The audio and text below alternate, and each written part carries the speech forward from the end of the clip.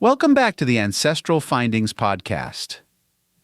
If you've ever felt that tingle of curiosity about your ancestry, you're not alone. Researching your Irish roots can uncover family tales, reveal unexpected connections, and give you an entirely new appreciation for your heritage. This guide will walk you through the process of unearthing family records, exploring historical events that may have shaped your ancestors' journeys, and connecting with the culture that makes Ireland so special. From civil registration records to local archives, you'll find plenty of tips and techniques for building a well-rounded family tree. By the end, you'll be well on your way to piecing together the story of your Irish relatives and feeling that wonderful sense of belonging to something bigger than yourself.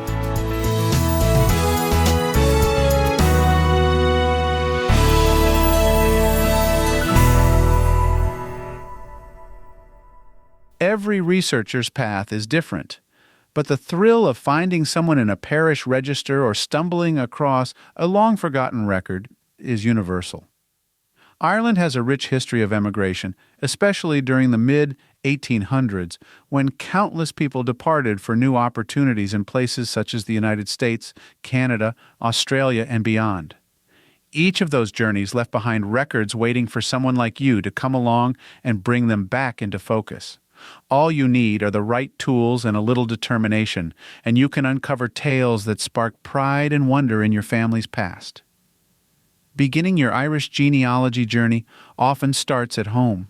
Think about all the details that might already be tucked away in your family's collective memory, names, dates, or small anecdotes that have been told over the years.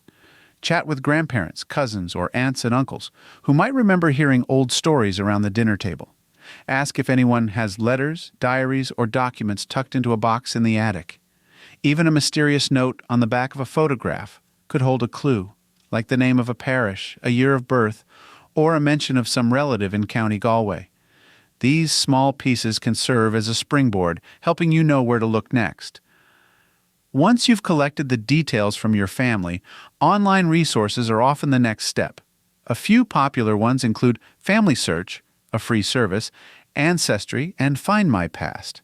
These platforms house extensive databases that can guide you to birth, marriage, and death certificates, as well as church registers, census records, passenger lists, and local histories. When you enter a name into the search box, include as much reliable information as possible, perhaps an approximate birth year or a possible county of origin. If you get a massive number of results, refine your filters. If you find nothing, relax your criteria. Also, remember that Irish names can appear under many variations, thanks to different spelling traditions or transcription errors. It's often worthwhile to try multiple spellings, especially if you suspect a name might have been recorded differently over time. Irish records come in a few main categories. Civil registration is especially crucial because it includes vital records: births, marriages, deaths. These started in 1864 for the entire population, though non-Catholic marriages began in 1845. Birth certificates typically list parents' names and might even mention the father's occupation. Marriage certificates can note occupations, addresses, and witnesses who might be other family members. Death certificates can help verify someone's final days, giving you one more piece of the puzzle. Church records are another cornerstone. Catholic parish records go back centuries in some places, though surviving records vary by location. Protestant registers exist too, and each set can include baptisms, marriages, and burials. Church records often list sponsors and witnesses, potentially giving you leads to siblings or cousins. Local censuses can also be enormously helpful, though many 19th century Irish census materials were unfortunately destroyed. Still, the censuses from 1901 and 1911 exist in full. These documents can reveal a household structure, noting who lived under the same roof, approximate ages, literacy levels, occupations, and even whether people spoke Irish or English, when a record shows a big family in a small cottage in County Mayo. It paints a vivid picture of the life your ancestors led. In some cases, these census forms were handwritten by a member of the household, which adds a personal touch to your research. Beyond those core record sets, land surveys can uncover valuable nuggets. Griffith's valuation, 1847 through 1864, is one such resource, listing property owners and occupiers across Ireland. If you find someone matching your family name renting farmland near a small village, that may confirm a location and time frame for your ancestors. The tithe allotment books, 1823 through 1837, are older still, tracking who paid tithes to the church, and they can place families in specific parishes in the early 19th century. These resources help fill in gaps in places where other records might be missing. A key tip is to remain flexible about dates, spellings, and even names. Many people had to give approximate ages when asked, especially if they did not keep formal track of birth dates. Others might have used nicknames or changed a first name upon immigrating to a new country. A woman baptized as Bridget might later appear as Delia in American documents because the family decided it was an easier name to use in everyday life. It's also worth noting that official record keepers might have misunderstood thick Irish accents, so the surname O'Donoghue could transform into Donahoe, Donahue, or something else entirely. If you hit a roadblock, consider joining online communities or local genealogical societies where others researching Irish ancestors gather to share hints, translations, and moral support. Someone else might have faced the same puzzle and already discovered a clever workaround. You can also seek the assistance of professional genealogists, especially if you suspect complicated circumstances like multiple moves, name changes, or missing records. In many cases, a professional who specializes in Irish research might have access to lesser-known archives or the language skills needed to interpret older Gaelic documents. Personal stories bring these records to life. Consider a scenario where someone learns of their great-great-grandfather who left County Clare in the 1850s for Australia. They find a passenger manifest that lists the man's name, along with a group of neighbors traveling together under sponsorship from a local landlord. By checking local Clare newspapers from that era, they learn of an organized program to send struggling tenants overseas. In time, they find references to the village from which these families originated, leading them to specific parish registers that list baptisms and marriages going back decades. Not only have they located an ancestor's name, but they've also uncovered the motivations behind the move and met others who experienced the same hardship. If you want to go beyond online records and official documents, consider exploring local archives or libraries in Ireland.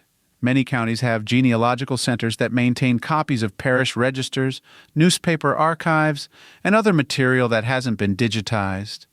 This can be an exciting step, as you never know what kind of hidden gems you might stumble upon. Perhaps a small-town museum houses a ledger detailing relief efforts during the Great Famine, with your family's name on the list of those who received aid.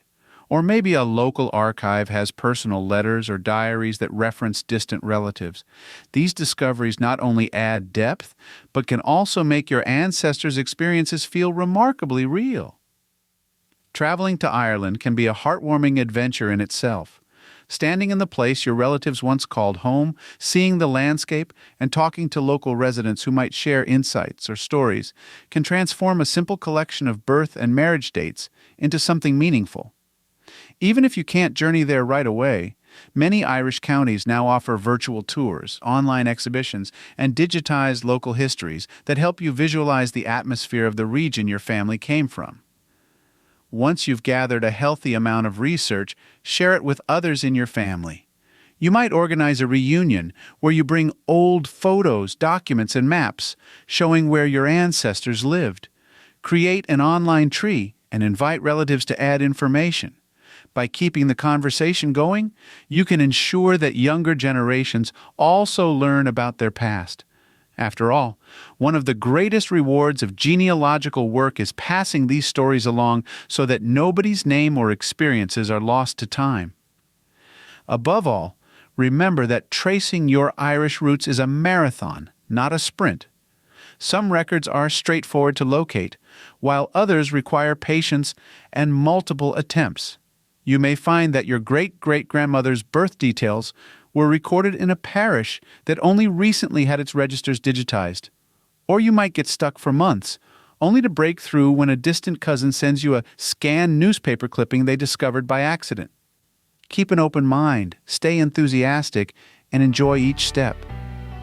Researching your Irish heritage is a chance to reconnect with the people who shaped your family's story and played a part in where you stand today.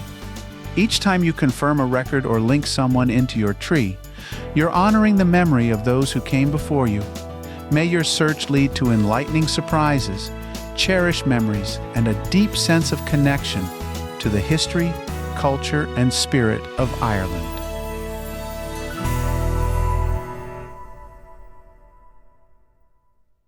Thanks for spending time with me on the Ancestral Findings podcast. I always enjoy sharing these stories, tips, and discoveries with you. If you haven't already, head over to ancestralfindings.com, where you can download a free genealogy ebook, request a free lookup, and of course enter to win the next book giveaway. It's been an incredible journey together since 1995, and your support through these past 29 years means more to me than words can express. I'm so grateful for this wonderful community of genealogy enthusiasts who continue to inspire me every day. Keep up the great work on your family history research, and may your next find be as exciting as your first. Thank you again for being part of this journey, and as always, happy searching.